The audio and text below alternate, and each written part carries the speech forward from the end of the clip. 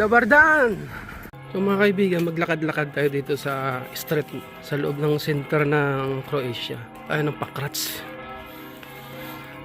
Ito, tahimik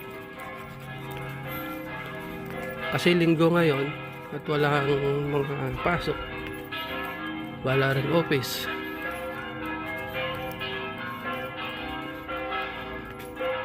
Walang tao mga kaibigan.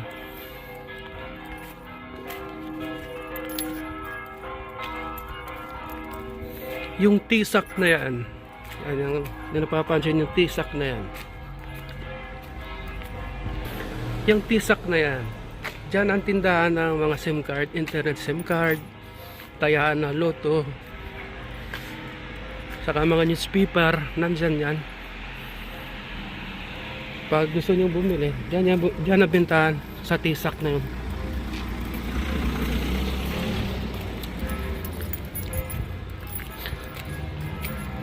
Ito ang center ng Pakrac. Tahimik lang mga kaibigan.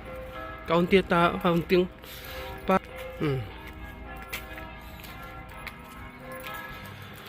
Ito na yung kanyang main road. Yung mga building dito medyo may lumang style. Maraming saradong mga establishment. Ito luma.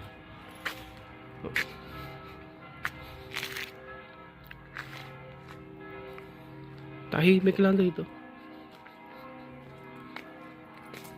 Lipka. Kita, kabila tayo.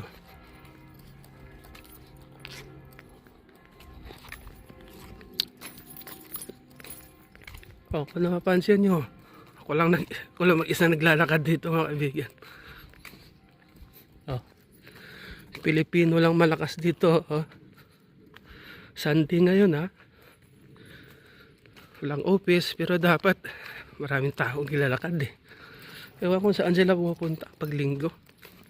Mamaya punta tayo dun sa park, dun sa may inajajagingan natin. Tahimik, very quiet today, but the weather is cold, not too much. Going to Pusiga, 54 km. Ito. Papansin yung mga building, old style pero ganda so parang ang dami talagang hindi na re-renovate ng mga building dito. Luma, pero magandang style, kaso lang dati parang gumagana, tapos parang ngayon parang inabandon.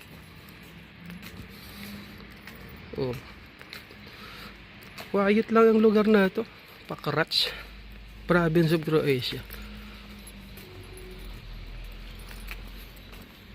Ito yung pinanggalingan natin kanina dito tayo. Yung simbahan na dyan Hindi tayo simbahan. Simbahan tayo.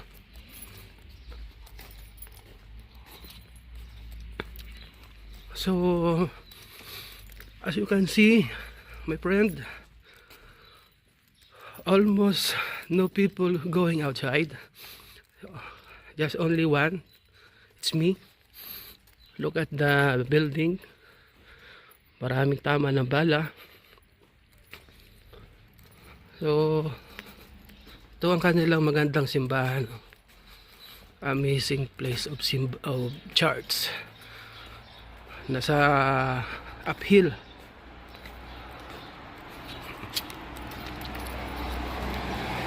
Ito siguro government building to, kasi parang siguro to Red Cross, kasi meron siyang government building to.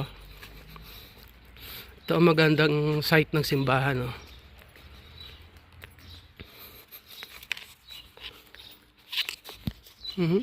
Kung napapansin nyo dito mga kaibigan, wala talagang nagkalat na basura dito.